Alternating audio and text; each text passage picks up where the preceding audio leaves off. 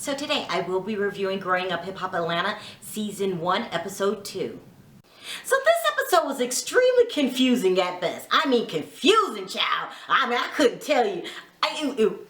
I'm still confused. But let's talk about it. So let's start with the B storyline. You know, you always have an A storyline and you have a B storyline. So let's start with the B storyline, which is Shad Moss, aka Lil Bow Wow. Okay, so if you've seen my episode last week, you know I really, I'm not feeling him. I don't like him. Okay, I just be just straight up. I do not like him, and I really don't like him when he tries to be Bow Wow the pimp. You know, when he wants to date all the women in town and be the best, and this whole facade he's got going, it really drives me crazy. So I'm going to make this storyline short and sweet. Although he is getting a little better this week. He showed a couple of, so what was happening to him this week is he was running out of town because somebody wanted to kick his ass. And he was scared to be there, but he blamed it on his daughter and said he had to be there in town for his daughter.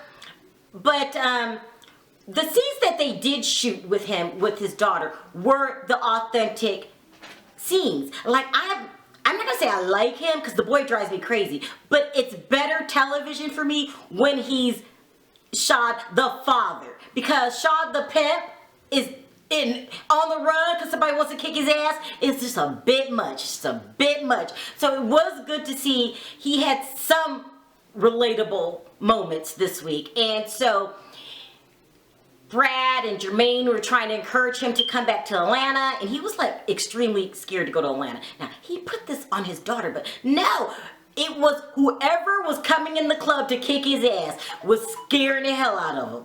But finally he put that to the side and thought, okay, I gotta do business. So he went to go tell his girlfriend or this baby mama, because that ain't even situated right there. Like, that's still a little game right there. I wish these two could cut it out and just start dating and be a damn family. I mean, they're on again, they're off again. It's too much. But it was good that to see that he thinks about his daughter, he makes plans about his daughter. I'm just gonna need Lil Bow Wow to grow all the way up and be Bow Wow the father and the husband figure all the time, instead of Bow Wow the 30-year-old man trapped in a 15-year-old's body. It's too much. So I'm done with him. So let's move on. Let's get to the A storyline. This shit is confusing. Okay, so last week, remember Mrs. Deb, who I love, I have to put that behind every time I say her name because I love her to death. Mrs. Deb's son, Brandon, is friends with Tiny, and Tiny hired Brandon to be Zonnique's voice coach, okay? Now, this means the parents have some kind of relationship. You know, I don't know if it's a long friendship, acquaintance, but they have some kind of relationship. And Miss Deb is a heavyweight behind the scenes in developing talent, and Tiny is a heavyweight in the music industry and now the reality show industry, because she had about 4 of them. About 4 damn reality TV shows. But so Brandon was acting very overbearing as a vocal coach. Like, he was like, I need you to do this, that. And Zonnique was handling it really good, especially for her age. She was trying to be cool and just ignored the hell out of him when he was getting ridiculous, because she had to leave because she had to get to her friend Reginae, because Reginae, whose dad is Lil Wayne, was going at it with T.I., who is Zonnique's dad, and then Reginae decided to put her 2 cents in, even though everybody around her, including her mother, told her to stay out of it. So she had to go handle that. Okay, now, this is where it gets good. So she had to leave Brandon. He was upset. She tried to make it up to him. She invited him to come to a photo shoot she had. Now, and then Reginae decides to go to the photo shoot to make sure that everything's okay between her, because of the dad situation and her not minding her own business, getting in grown folks' business and posting something on the internet about T.I. Okay, now, I done set the stage. Child. Now let's talk about what happened, because this shit is crazy. It's crazy. So everybody's at this photo shoot, and Brandon is acting like anything but a vocal coach. He's being very critical of Zonnique. He's saying, he didn't like that outfit and she was dressed really flimsy. Well, maybe she was, but last I checked, your damn title was vocal coach. So go somewhere and vocate. Stay out of business. So he was being very, very rude and offensive. And I'm just saying, now I don't know for sure. I'm just thinking that Brandon's acting this way because he's trying to emulate his mother. But he might be acting this way because, Deb is a take no prisoners, tell you like it is person. But the only part that he's missing about that is you have to use it at you act like you ain't got no common sense. You don't use it when it doesn't involve you. She is not your client, child. Like, we don't know you from You are a vocal coach. So Reginae is sitting there, so everyone's watching Zonnique in the photo shoot, and Brandon is sitting right next to Reginae, and Ayana was there, his cousin, aka well, just his cousin. So, and Brandon's being very vocal. He's not whispering. He's saying, I don't like that. So Reginae says, who the hell are you? Basically, this is basically what happened. I'm paraphrasing here. Like, who are you to be talking about my friend? Who the hell, where you can come from? And Brandon basically said, mind your business. Okay. This is where it gets interesting. Because usually I could pick a side, like right away, who's right, who's wrong. I have rarely, maybe 5% to 0% in my entire life, came across a situation where both parties was dead ass wrong, okay? So here's the part where Reginae gets wrong.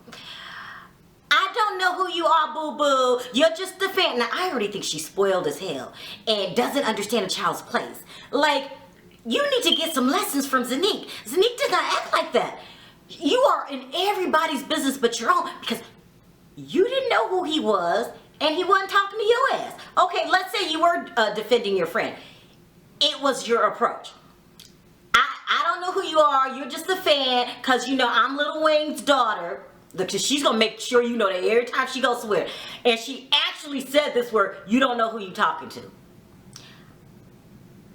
She needs a little piece of humble pie and ass whooping. All together. Humble pie and ass whooping. So then Brandon, who is 27 years old, by the way, 10 years her elder, starts going back at her. I'm this, I'm that. Well, here's the line that he said that really went too far. Because first of all, you're arguing with a 17-year-old. Okay, fine. But then he said, I'm the one, I work with people that could help your father's career. Now, we already know she has a Lil Wayne complex. She thinks her daddy does no wrong, and you better not say anything about him, whether he right or wrong, and he's the president. Then he brings up the Black Lives Movement. You just worry about Black Lives Matter. Now, while it's funny, it was out of line. Come on, Brandon, what the hell you doing? What the hell is you doing? What the hell is you doing? So Reginae starts to play her Reginae card.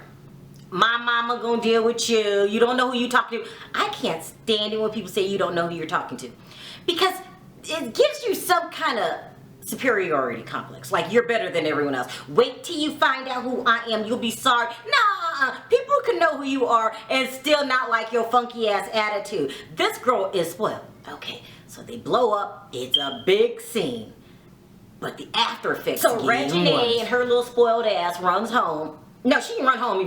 She gets on the phone. Mama, mommy, this guy, she explains what happens.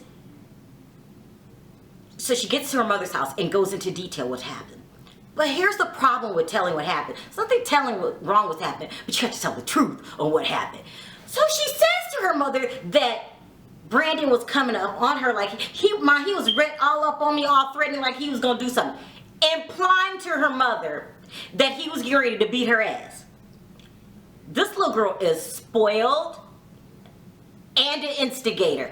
That is not how it went down. Now, while both of you were being extremely disrespectful, he did not come up on you like he was going to hit you. She said he was all up on me like this. He was not on you like that. Come on.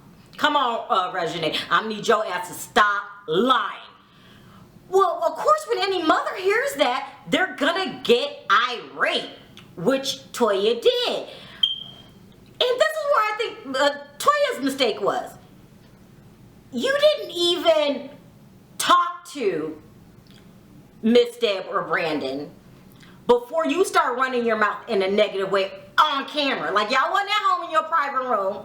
You was talking to your daughter, getting her going, she getting you going, and y'all just acting like y'all all in some straight game, okay? That's where I think she made her mistake, Toya, because your daughter exaggerated the situation, okay?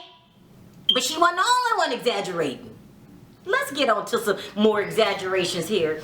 So, Brandon gets home to his mom and tells his version of the story. Well, of course, his version was totally watered down. Like, she was up on me, she was doing this and that, be real mad, disrespectful. But unlike Toya, Miss Deb said, no, she's 17. And she's totally right. You don't act like that towards a 17-year-old. I don't care what she said to you. And it's true. Reginae was acting mad disrespectful.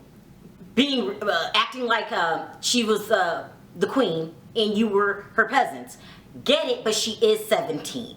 17-year-olds are, they're out there. They could be out there sometimes. But Miss Deb did check your ass, unlike Toya. Now let's get to Zonnique. So Zonnique gets to Tiny. And she tells Tiny what happened. She was the only one, in my opinion, that repeated the story exactly the way it was. I mean, it was like, I wasn't sure, I heard this much, but, Brandon was being mad disrespectful. And, I don't know if I want to deal with him no more. Tiny, on the other hand, decides to jump in and automatically take Toya's side without even talking to Miss Deb. I don't know if you guys know, Tiny seems to have a pattern of doing this. Like, she will just jump in things and mishandle things and misrepresent situations.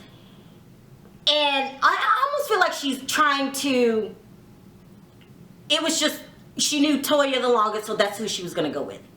This is probably what happened between her and Tamar. I mean, when she found out that Toya was being mad disrespectful to Tamar, saying, I don't even know her. That's Tiny's friend, and kind of being rude. She probably just automatically jumped on Toya's side without even talking to her other friend, Tamar. So I don't blame Tamar. Like, you got to take a side. You can't always play the middle.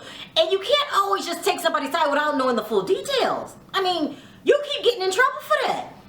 So Tiny jumps in and was like, so now, if he got to watch who he talking to, because all the mamas and uncles, everybody gonna get in it. That was her first reaction. Instead of saying, let me find out what's going on. I think the most mature person in the room had to be Zonnique. Reginae, I don't understand it. You don't get a pass to act a fool because somebody said something about your daddy who is in the news all the damn time. Okay?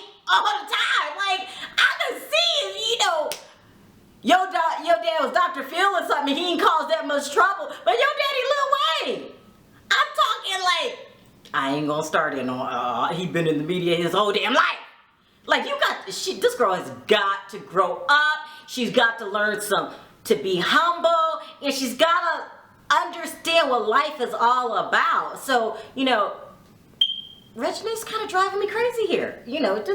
Driving me crazy. But I have a balance. I have DJ Hurricane's daughter, who I really, really love.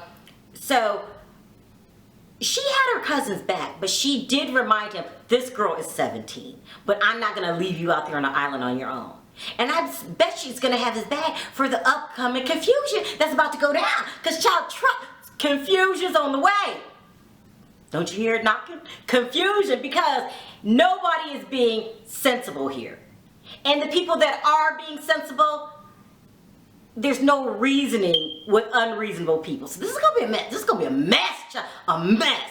So I'm curious to see how it turns out. So we'll see next week. So thanks for watching. Talk to you next time. Bye.